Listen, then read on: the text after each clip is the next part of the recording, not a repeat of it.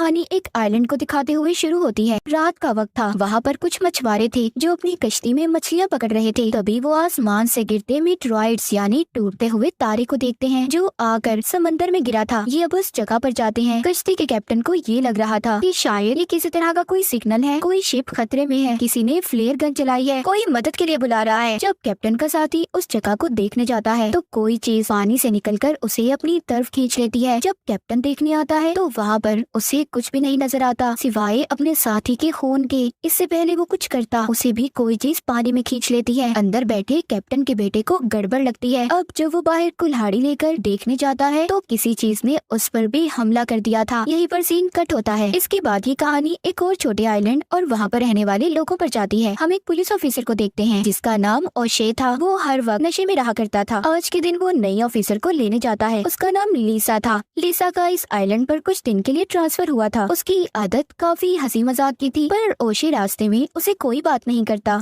जब ये दोनों पुलिस स्टेशन पहुंच जाते हैं जहाँ पर लीसा की मुलाकात अपने हेड से होती है, वो लीसा को वेलकम कहते हैं। हेड कहते हैं कि कुछ दिन के लिए मैं काम के सिलसिले में बाहर जा रहा हूँ, इसलिए मुझे अपनी जगह एक पुलिस ऑफिसर की जरूरत थी, तो मुझे लगता है तुम काम अच्छे से संभाल लोगी। जाते हुए ओशे अपने हेड से कहता है क्या जरूरत थी नई ऑफिसर की, मैं था ना, मैं सब संभाल लेता। पर उसके हेड को उस पर जरा भी भरोसा नहीं था क्योंकि हर वक्त ओशे नशे में जो रहा करता था। इस आइलैंड की बंदरगाह पर दो मछुआरे दिखाए जाते हैं जो मछलियाँ पकड़ रहे थे। तभी उनमें से एक आदमी समंदर से अजीब सा क्रिएचर पकड़ता है। जब उसका दूसरा साथी उसे देखने की कोशिश करता है तो वो क्रिएचर उस पर पानी की तरह लिक्विड फेंकता है, पर वो लिक्विड किसी किस्म का जहरीला नहीं था। अब उस आदमी को ऐसा लग रहा था कि जैसे उसने कोई अजीब सा जानवर पकड़ा है जिसके उसे बहुत से पैसे मिल सकते हैं। इसीलिए वो आदमी उसे अपने साथ घर ले आया था, लाकर अपनी बाथटब में डाल देता है ताकि वो पानी में जिंदा रह सके। वहीं पर दूसरी तरफ समंदर के किनारे कुछ लोगों को मरी हुई व्हेल मिलती है जो काफी अजीब बात थी। ओशे और लीसा छानबीन करने वहाँ पर जाते हैं। वहाँ पर पहले ही एक डॉक्टर मौजूद था जो मरी हुई व्हेल को चेक कर रहा था।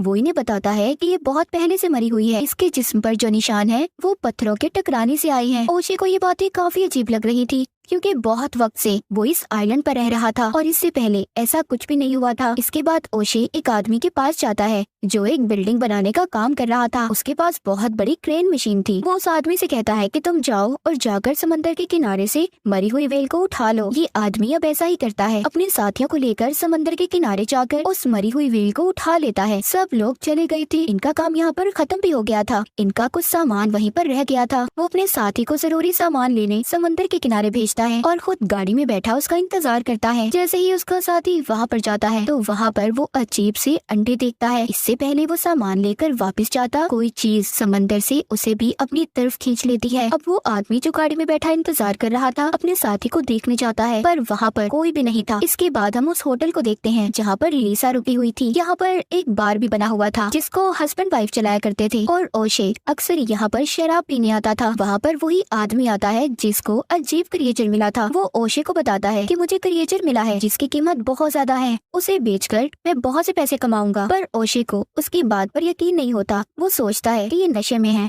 ऐसे ही बोली जा रहा होगा, मजाक कर रहा है मेरे साथ, क्योंकि ओशे खुद नशे में था। उसी रात हम एक और आदमी को देखते हैं जो उसी आदमी का साथी था जिसने क्रिएचर को पकड़ा था। वो अपने घर पर था, तभी उसके घर पर कोई आता है। अब जब ये दरवाजा खोलने जाता है तो एक आदमी को देखता है। ऐसा लग रहा था कि जैसे वो किसी चीज से लटका हुआ हो। उसके दोनों हाथ ऊपर थे। जब ये थोड़ा सा आगे जाकर देखता है तो कोई चीज उसे भी आसमान में खींच लेती है। उस आदमी की बीवी भी वहाँ पर थी जो ये सब कुछ देखकर बहुत घबरा गई थी। वो जल्दी से अपने घर का दरवाजा बंद करती है। उसने उस क्रिएचर को देख लिया था जिसने इसके हस्बैंड को अपनी तरफ खींचा था। जी हाँ, वो एक खतरनाक क्रिएचर था जो अब इंसानों को खा रहा था। पर ये कैसे और कहाँ से आया था ये हमें कहानी में आगे जाकर पता चलेगा। अब वो औरत अपने घर में बहुत डरी हुई थी। उसको उसके हस्बैंड की चीखें सुनाई दे रही थी। उसकी नजर अपने घर की चिमनी पर जाती है। ये देखकर सोचती है वो क्रिएचर वहाँ से भी आ सकता है। इससे पहले ये उसे बंद करती, क्रिएचर उसे भी चिमनी के रास्ते से आकर खींच लेता है। उधर वही आदमी जिसको क्रिएचर मिला था वो अपनी बाथटब में जाकर देखता है तो वहाँ से वो क्रिएचर गायब था। उधर सिर्फ उसका एक अंडा पड़ा था। ये जब चेक करने बाहर आता है तो कमरे में अजीब सा लिक्विड देखता है। वो क्रिएचर दीवार से चिपका हुआ था जिसके बड़े बड़े टेंटिकल्स थे जो दिखने में बिल्कुल ऑक्टोपस की तरह लग रहा था। क्रिएचर उस आदमी पर हमला करता है मगर वो उसको अपने पास से हटा देता है और मार भी देता है। सुबह को हमें दिखाया जाता है लीसा बार में काम करने वाली लेडी से ओशे के बारे में पूछती है क्योंकि वो अब ओशे को पसंद करने लगी थी। वो पता करना चाहती थी कि उसकी वाइफ है या नहीं, पर वो लेडी उसको बताती है कि उसकी वाइफ नहीं है, वो बिल्कुल अकेला रहता है। तभी थोड़ी देर बाद वही आदमी ओशे और लिसा को कॉल करके बुलाता है जिसको क्रिएचर मिला था। वो आदमी उसे मारकर लैब में लाया था। टेस्ट करने पर डॉक्टर कहता है कि आज तक मैंने ऐसी अजीब चीज नहीं देखी, ये काफी खतरनाक लगता है। वो क्रिएचर को ग्रैबर का नाम देता है। वो डॉक्टर उन्हें दिखाता है कि इस ग्रैबर की बहुत लंबी जुबान है, ये क्रिएचर सिर्फ पानी और खून पीता है। वो इनको इसका अंडा भी दिखाता है। ये सब कुछ जानने के बाद ओशे को अब व्हेल वाला हादसा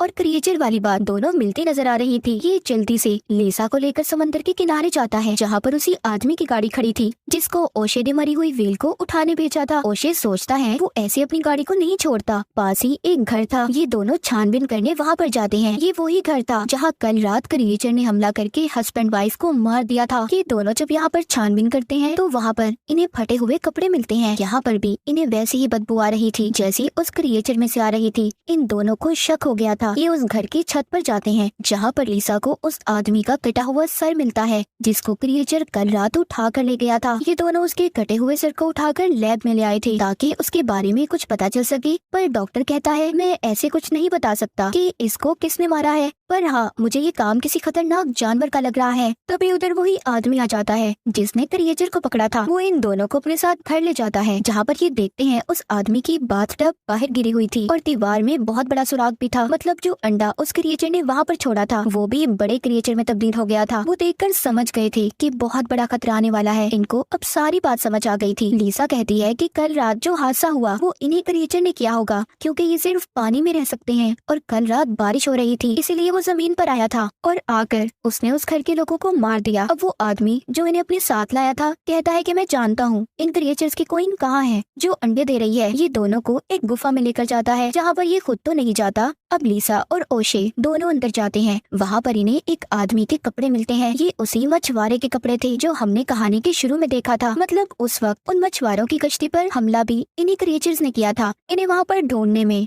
और कुछ तो नहीं मिलता पर ये क्रिएचर को जगा देते हैं। वो क्रिएचर जागते ही इन पर हमला करने आ रहा था मगर ये दोनों जल्दी से बाहर निकल आए थे। वो क्रिएचर अभी भी गुफा में ही था। वो बाहर नहीं आता क्योंकि ये क्रिएचर सूरज की रोशनी में बाहर नहीं निकल सकते थे। इसीलिए ये दोनों अब दोबारा से लैब में जाते हैं और ग्रैबर क्रिएचर की कमजोरी का पता करने की कोशिश करते हैं कि जिससे ये इसे मार सके। पहले ये उसे आग लगाते हैं पर अचानक से पानी आने लगा था जिससे ग्रैबर दोबारा से जिंदा हो गया था और ओशे के मुंह पर वही लिक्विड फेंककर उसके सर पर चिपक जाता है। लेकिन किसी तरह ये उसे अपने सर से उतारता है। वो आदमी भी खड़ा ये सब देख रहा था जो यहाँ पर इसको लाया था। वो बिन को बताता है कि ग्रैबर क्रिएचर ने मुझ पर इस तरह हमला किया था। इसने तो मुझे भी काट लिया था पर उस दिन मैंने शराब पी हुई थी और ये मुझे काटते ही कमजोर सा हो गया। इसका मतलब ये है कि जो आदमी शराब का इस्तेमाल करता होगा ये क्रिएचर उन्हें नुकसान नहीं पहुंचा सकते। आज रात बहुत तेज तूफान भी आने वाला था इसलिए ओशे और लिसा मिलकर प्लान बनाते हैं। वो बार वाले के पास जाते हैं और कहते हैं देखो आइलैंड पर रहने वाले लोग सभी खतरे में हैं। उन पर क्रिएचर हमला करने वाला है पर हम एक ही सूरत में उन्हें बचा सकते हैं अगर लोग ज्यादा से ज्यादा शराब पिए क्योंकि जिसके भी खून में अल्कोहल शामिल होगी वो क्रिएचर उन्हें नुकसान नहीं पहुंचाएगा। पर इस बात का पता किसी को भी नहीं चलना चाहिए वरना लोग घबरा जाएंगे। वो बार वाला भी इनका साथ देने के लिए तैयार हो गया था। पहला टेस्ट ये लिसा पर करते हैं। लिसा ओशे से कहती है मैंने कभी भी शराब नहीं पी लेकिन फिर भी ये उसे शराब पिला देते हैं। फिर ये लोग लिसा का खून निकाल कर टेस्ट करते हैं। ये उसके खून को क्रिएचर के बच्चे को पिलाते हैं जिसको इन्होंने लैब में कैद किया हुआ था। जैसे ही वो क्रिएचर का बच्चा खून पीता है मर जाता है। ये क्रिएचर्स की कमजोरी को जान गए थे। ओशे और लिसा चर्च में जाते हैं। वहाँ पर जमा सभी लोगों को ये बार में आने का कहते हैं। मुफ्त की शराब मिलने वाली है इसीलिए सब बार में आ गए थे। रात को इन्हें क्रिएचर का शिकार करना था। इनके पास जो कुछ भी था ये उन चीजों को अपना हथियार बना लेते हैं। बाहर गाड़ी में लिसा और ओशे बैठे थे। बाकी सभी बार में थे। लिसा ने भी बहुत ज्यादा शराब पी ली थी। वो अपने होश में नहीं थी इसीलिए ओशे को सारी अपनी दिल की बात बता देती है कि वो उसे कितना पसंद करती है। उधर बार के अंदर सभी मौज मस्ती में गुम थे। तभी एक आदमी को वॉशरूम में जाना था पर वॉशरूम के अंदर कोई था इसीलिए वो बाहर आ जाता है। बाहर बहुत तेज बारिश हो रही थी। तभी वहाँ पानी की वजह से छोटे छोटे क्रिएचर्स आ गए थे जो उस आदमी पर हमला कर देते हैं। ये देखते ही लिसा और ओशे उस आदमी को बचाने जाते हैं।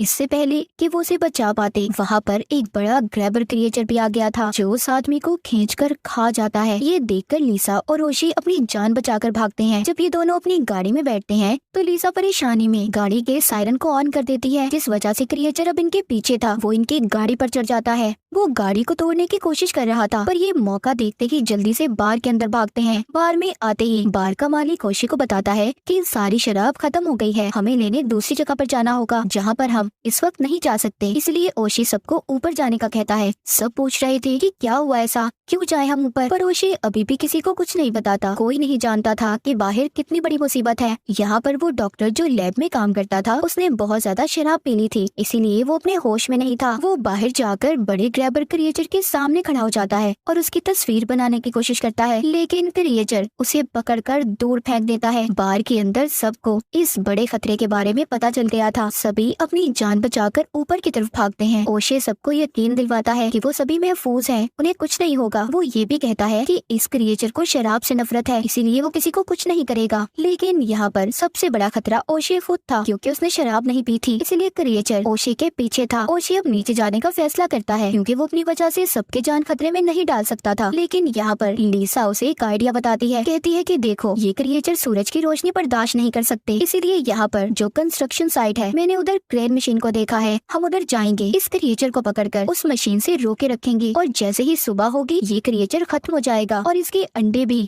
ओशे को लीसा का आइडिया पसंद आता है, पर ओशे की गाड़ी की चाबियां नीचे ही रह गई थी। लीसा अब हिम्मत करती है और चाबियां लाती है। नीचे बहुत सारे क्रिएचर के बच्चे थे। लीसा और ओशे उसी जगह पर जाते हैं। क्रिएचर भी इनके पीछे था, क्योंकि वो अब ओशे का शिकार करना चाहता था। ओशे उस जगह पर पहुंचकर पेट्रोल के ड्रम देखता है। वो क्रिएचर को अपनी तरफ बुलाता है ताकि जैसे ही ये उसकी तरफ आए ये उसे जला दे, लेकिन वो क्रिएचर इसे अपने टेंटिकल से नीचे गिरा देता है। वो जैसे ही उस पर हमला करने वाला था, वहाँ पर लीसा क्रेन मशीन उस पर गिरा देती है। क्रिएचर वहीं पर फंस गया था। फिर वो ओशे को बचाती है। वहाँ पर ये एक शराब की बोतल खोलती है ताकि थोड़ा सा एंजॉय कर सके। तभी क्रिएचर का एक टेंटिकल आकर ओशे को पकड़ लेता है। वो उसे खाने ही वाला था, लेकिन उसके हाथ में शराब की बोतल थी, जिसको वो उस क्रिएचर पर फेंक देता है। इसीलिए वो क्रिएचर ओशे को छोड़ देता है। लीसा फ्लेयर गन लेकर पेट्रोल के टैंक्स पर चलाती है। उस फ्लेयर गन के लगते ही वहाँ पर बहुत बड़ा धमाका होता है, जिसमें वो क्रिएचर भी मर गया था। आखिरकार इन्हें उस बड़े ग्रैबर क्रिएचर से छुटकारा मिल ही गया था। सुबह होते ही लीसा और ओशे वापस अपने घर आते हैं। दोनों एक दूसरे को अपने दिल की बात बताते हैं। ये दोनों तो मिल गए थे,